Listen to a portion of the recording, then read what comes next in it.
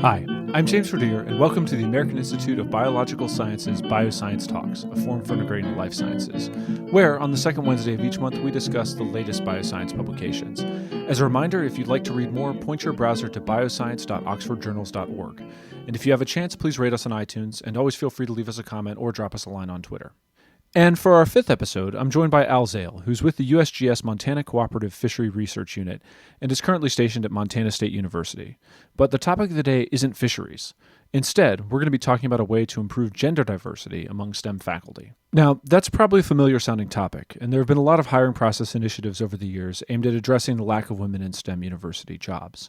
But there's something about the article that we're discussing today that's particularly interesting, and it's that Dr. Zale and his colleagues were able to test their results to measure the effects of the intervention on the number of women that were actually hired. And perhaps the most interesting thing of all is that the intervention worked. So let's go straight to the interview and hear how they did it. Thank you very much for joining us, Dr. Zale. Hi, James. It's great to be here talking to you. And just to get us started, I hope we could do a little bit of framing. So before we get into the intervention itself, can you tell us a little bit about the problem that it sought to address? Well, historically, the problem in STEM all along has been that we're primarily a bunch of white guys, and we don't have much racial diversity. We don't necessarily have much LGBT diversity, and we don't have much gender diversity either. 80% or so of the scientists at university faculty are males, and that's what we've been trying to get at. We graduate a lot more women with PhDs, but we don't get them into the faculty ranks, and we're trying to get them in here. And I know there have been a lot of similar efforts to that in the past. And, one thing I'm kind of wondering is, where does your intervention sit in comparison to those other ones? What sets it apart? What made it different? Right, and mostly I'm speaking about our experience here at Montana State University. There have been a number of other institutions that have addressed this earlier on, and we took a lot of their experiences and worked with some of the things that they had found that worked well. I think the only difference here, really, and why we've been able to kind of make a bit of a splash with this is that we actually did a study to evaluate what happens when we try to do that versus if we don't. So we were trying to do something with our faculty, something that other universities have done, but we actually made a research study of it, and that's the beauty of our advanced project. And speaking of that study, what was the basic study design? You describe in the article a 3-step process.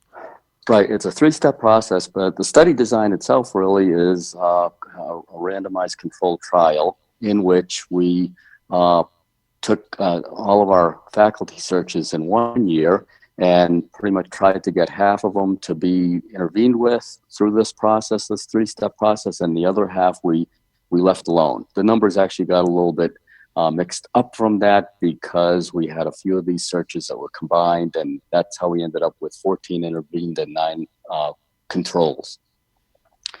And so then the idea was that we had this 3-step process. We recognized, based on sociological theory, psychological theory, actually, that there were kind of 3 things that we could go after. And we realized that doing a better job of recruiting people, and then doing a better job of evaluating people, and then making people want to come to be here were kind of the 3 major steps. So better recruitment, better evaluation of the people once we were interviewing them or in various stages of the process. And then once we were talking to them, we also made them realize that this was going to be a great place for them to work because we value family, we value diversity, and we made it clear to them by having them work with our family advocates. Maybe you could just walk us through the experiment in each of the steps, just so we have an idea of what's going on at every stage. Sure. Well, recruitment is the first thing. And the way that we've historically done things in academia is we put together a job announcement and we put it in the Chronicle of Higher Education or the back of Science magazine, and then the people who are out there who are looking for a job apply for it. And it's kind of like, if we make a football analogy, it's just taking the walk-ons. It's not going out and recruiting the best players from throughout the country. If you look at the this is football season, and we think about some of the powerhouse college football teams. I mean, those coaches during the off season, they're out there recruiting people. They're going and finding the best high school players, and then they're trying to find them, trying to convince them to come to their university. And we have never really done that in academia, and we've just kind of waited to see who would come to us. And historically, maybe that was fine because there weren't that many people out there and they weren't that diverse, and they were all looking in the back of Science magazine. Certainly when I was coming up through the ranks, that was how things worked. We got the issue every week, and we looked to see where the positions were. But we now know that that's not going to be the way that we'll find a lot of people, and especially the kind of people who don't necessarily or normally apply to a place like Montana State University. Instead, we have to find those people, connect with them somehow, and get and ask them to apply. So in the intervention group, what you're doing is you're essentially just going to the search committee and you're telling them, go out and look. Yeah, and the way that one of the ways that we found that was really effective, and I found this on the internet, I think it was a publication that came out of MIT that described some of their engineering school searches maybe about 10 or so years ago. What they did was they called friends and people at other universities that they knew, called them and asked them, hey, we're trying to recruit for such and such a position. Do you have any, bright young stars that would be good for that sort of thing? And they got a number of names that way. What was curious was that they then asked them, and are any of those people women or minorities? And people often came up with a whole other list because of implicit bias, they didn't necessarily think of those people as their rising young shining stars. And when the recruiters had a list of people, names, phone numbers, and they were able to call those people and urge them to apply. And they found that was a very effective way of doing it. And here in the Department of Ecology, we did that same sort of thing a number of years ago, and that was a reason for our success. We went from searches where we got 20 or 30 applicants to over 100 applicants. And once you start increasing that pool, you're going to have a larger number of more diverse people.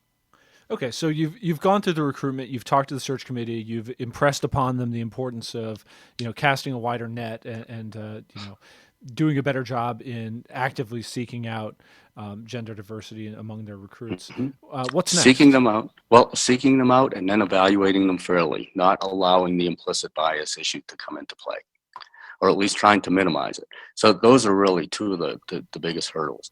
Then you'll have a short list of people. You interview them by phone. You bring in 3 or 4 of them to come in and interview in person. They give seminars. They talk to all the usual people, and then you have them talk to that family advocate, and that could oftentimes is just a 15 or a 20-minute conversation. But the family advocate here at MSU, we have 2 of them now. They are people that can talk to the candidates about things that the candidates would not want to talk to the search committee or the department head about.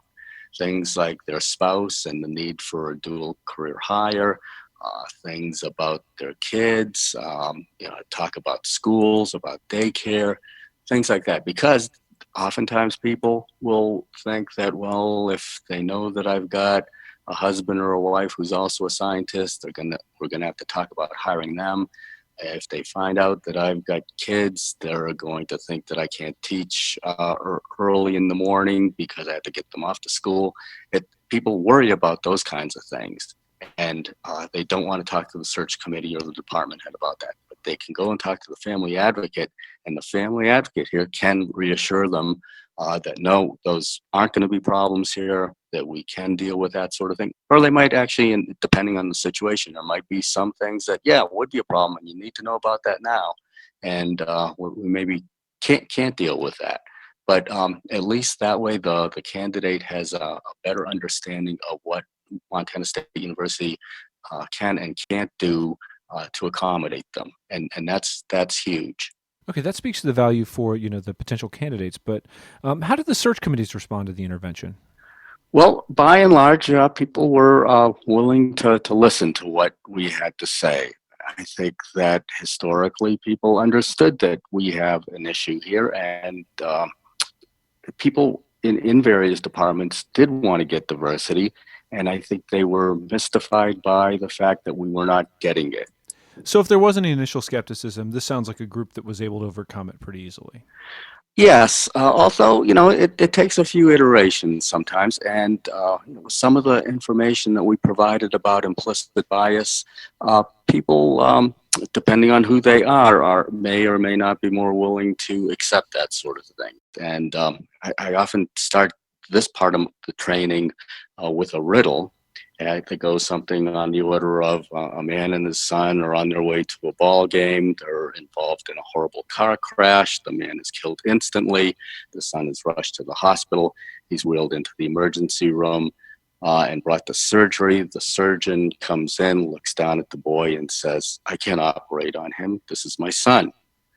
And for a lot of us, people like me, it is kind of mystifying. That doesn't quite make sense because the father was just killed. And it, about a third of surgeons in the United States are women, but we don't automatically think of them as women. So we have this kind of like generalization that a surgeon is going to be a male. In much the same way, scientists, we think of them as being males with glasses and bad hair and some kind of a lab coat.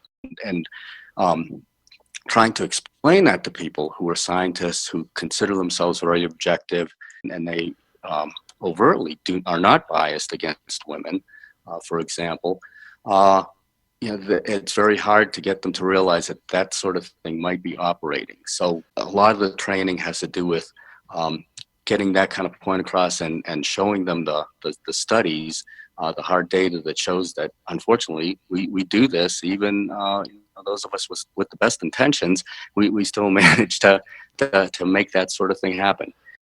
And I think that makes the results of your study even more impressive in a way. You're talking about these sort of deeply held biases, and then you have a 45-minute conversation with the search committee, and all of a sudden they're able to overcome them. Yep. Crazy, isn't it? Yeah, that is wild. Well, it's things that make sense. And the recruitment thing, people are like, "Oh yeah, that makes perfect sense." And yeah, it's going to be a lot of work, and we're all overworked. And now we're on a search committee, and you're asking us to call 10 places around the country and talk to people.